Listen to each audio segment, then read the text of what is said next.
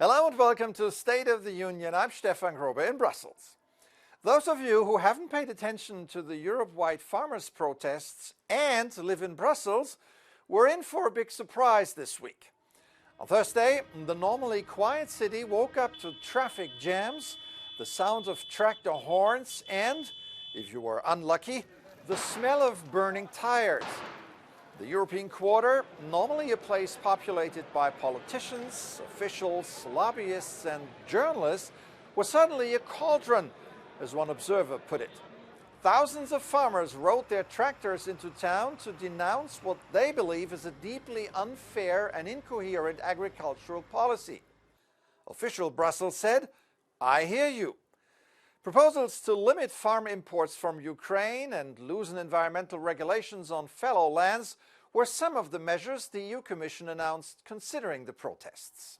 The Commission believes that by taking this stabilizing action, we can help alleviate the pressure that we know our farmers are feeling in order to ensure that they can stay economically viable during these times of high uncertainty.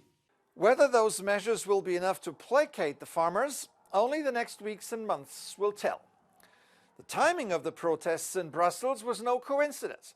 The same day, EU leaders came together for a special summit that approved the €50 billion aid package to Ukraine.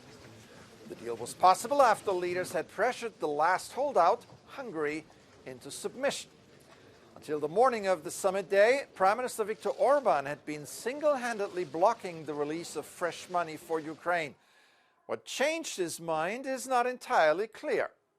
Some summit participants avoided any public show of triumphalism. Und es waren intensive, vertrauensvolle Gespräche mit großer Klarheit über die Lage. Aber das werden Sie schon verstehen, dass ich Ihnen, so sehe ich Ihr Interesse, nachvollziehen kann, da keine Einblicke durchs Schlüsselloch gebe.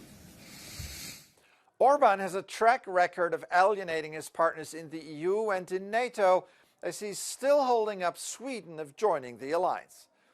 What is Orbán's overall strategy? Are Hungary's interests so different from the rest of the EU? Joining me now is Frank Furedi, Executive Director of the Hungarian think tank MCC in Brussels. Welcome to the program. Nice to talk to you. Hi. So, Viktor Orbán finally relented and supported the Ukraine deal at the summit. The Hungarian foreign minister was in Ukraine this week. Apparently, Orbán is planning a visit as well. Does that suggest Budapest is softening its stance on Ukraine? Well, I think that the Prime Minister of Hungary is a fairly pragmatic politician. And as long as there is a possibility of revisiting this issue later on, he's happy to go along with the decision. It's not necessarily what he wanted, but at the end of the day, given the balance of forces and the calculations that he made, he was prepared to go along with it. How do people in Hungary feel about Western military aid for Ukraine? Most Hungarians are broadly sympathetic to Ukraine's aspiration for independence. Most Hungarians are also nervous about Russia's sort of presence, as they are about Ukraine. They're both very large countries. So in Hungary, the general feeling is the sooner the war ends, the better, and the more comfortable Hungarian society will be. To say Viktor Orbán had run-ins with Brussels would be an understatement. Now he's more isolated than ever before. I wonder what his strategy is here. Does he actually relish it? Well, you know, the way that I look at it is that Viktor Orbán may be isolated at meetings of the European Council, but in terms of the overall position that he has within Europe, I have the impression that a lot of people look to him because he speaks and says things that other people are perhaps a little bit intimidated to express.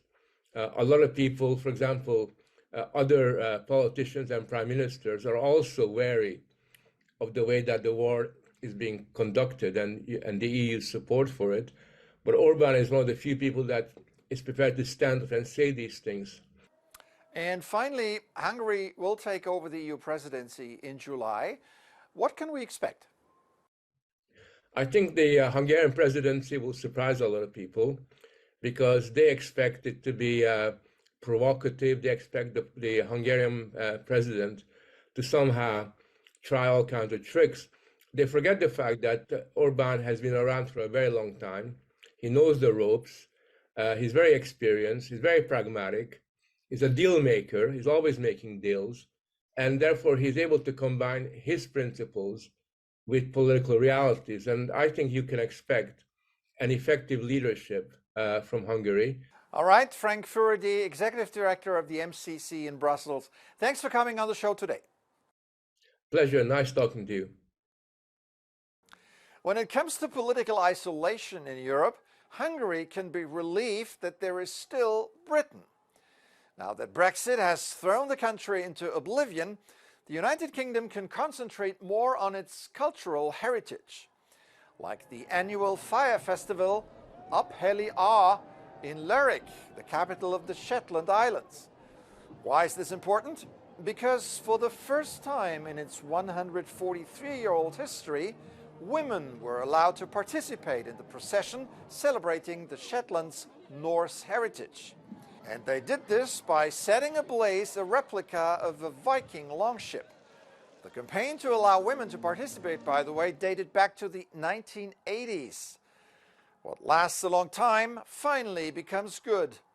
Maybe because the head of the festival has a 16-year-old daughter.